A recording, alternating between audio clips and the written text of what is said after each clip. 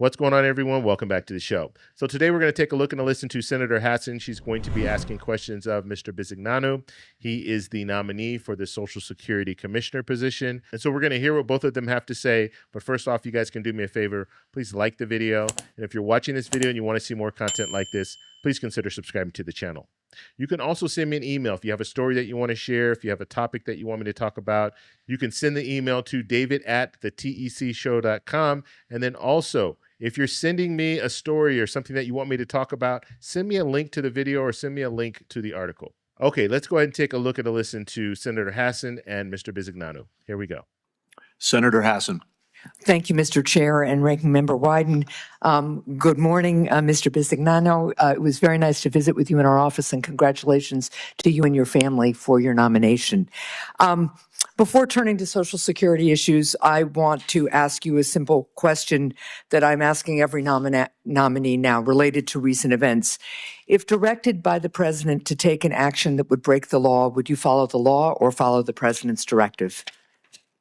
Well, I'd follow the law, but I couldn't ever imagine the President asking that.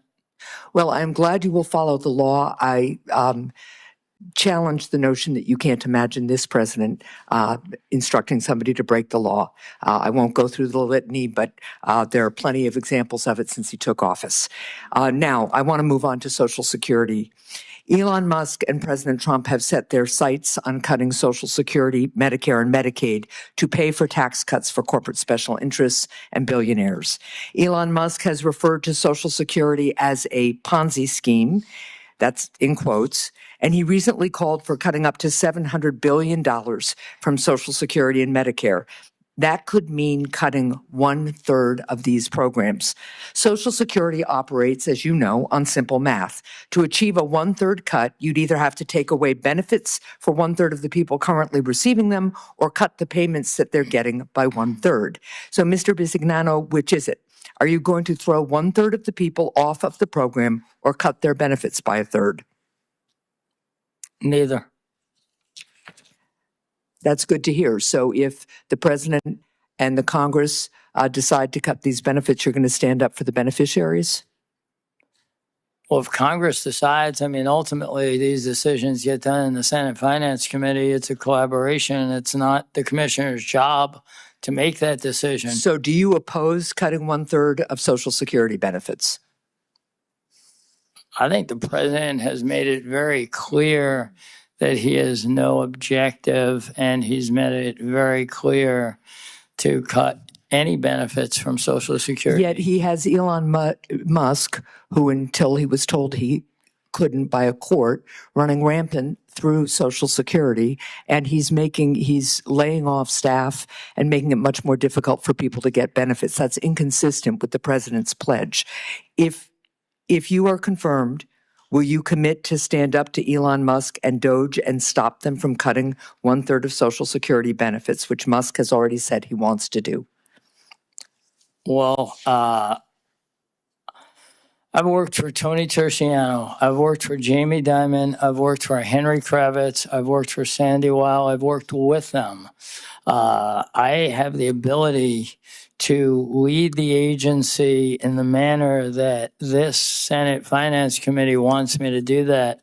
And I don't know of any thought that I have about cutting 1/3 of the benefits of Americans or even entertaining anything of that sort.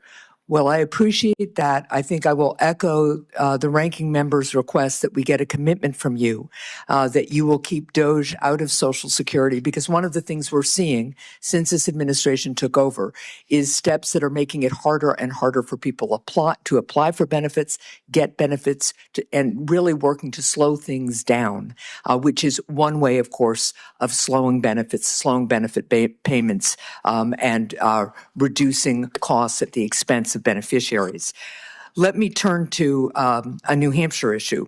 1 in 5 Granite Staters receive Social Security benefits that they paid into for their entire lives. Earlier this month, at the direction of Elon Musk and Doge, the administration announced plans to close 47 Social Security offices, including the one in Littleton, New Hampshire. Shortly thereafter, the Social Security Administration announced plans that would force more applicants and beneficiaries to go in person to offices, while at the same time laying off staff who work in those remaining offices. If the Littleton office is closed, North Country seniors would be forced to travel nearly 100 miles to the next closest New Hampshire field office. If confirmed, will you commit to keeping the Littleton Social Security office open, or will you do what Elon Musk commands you to do on this issue? I'm going to be running the agency, and I report to the president running the agency. So I just want to be very clear on that. I will evaluate the whole situation, and I will report back to you. And for the, Mr. Chair, I'd like, with unanimous consent, to offer into the record this archived copy of the listing by Doge that includes the Littleton, New Hampshire Social Security office as one that they would like to close. Without objection. Thank you. And last thing I will submit this for the record, but I do want to note that Commerce Secretary Lutnick has suggested that seniors wouldn't mind if the Social Security Administration didn't send out benefits 1 month, and that only fraudsters would complain. And I will ask the nominee to reflect on how long he would be okay delaying Social Security checks to seniors. Thank you. Thank you, Senator Cortez. Okay, so that was Senator Hassan. Pretty interesting. The last part I just want to talk about, she was talking about the closures. And this is important because this is what they're talking about. So you have leases, and I believe there's about 26 Social Security offices in 2025. The lease will be up. And what they're talking about doing is not renewing the lease.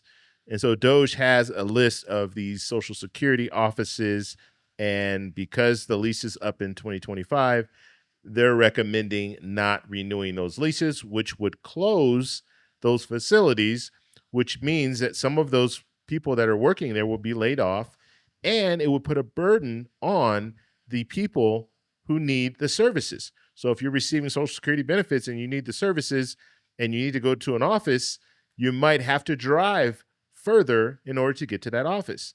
And we know some seniors are limited mobility.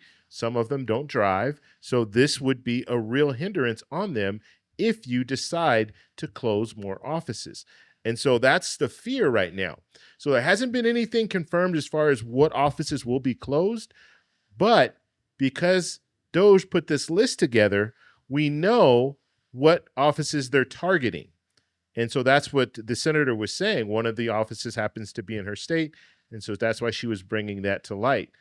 So we'll have to see what they do in the future, if they actually start closing some of these offices. But I think that would be a huge mistake. That would be a huge problem for a lot of people receiving benefits. Remember, this is a service that you paid for. When you were working, you contributed to FICA. People who are working right now, they're contributing to FICA. That's for benefits, and that's also for the services. And your income tax goes to the services as well, because the general fund allocates money for the day-to-day operations of Social Security. So this is a big deal. It's a real big deal. And so I don't know if we really learned a lot from the back and forth between the two. It was just more of making pledges more than anything else. But I want to know what you guys think. So let me know in the comments below. If you like this video, please give me a thumbs up. Please subscribe for more, and I'll talk to you in the next one. Bye. So that's all we have for this video. Make sure if you guys want to send me an email, you can do that, david@thetecshow.com. Like the video, subscribe for more, and check out these videos over here for some more great content. Talk to you later. Bye.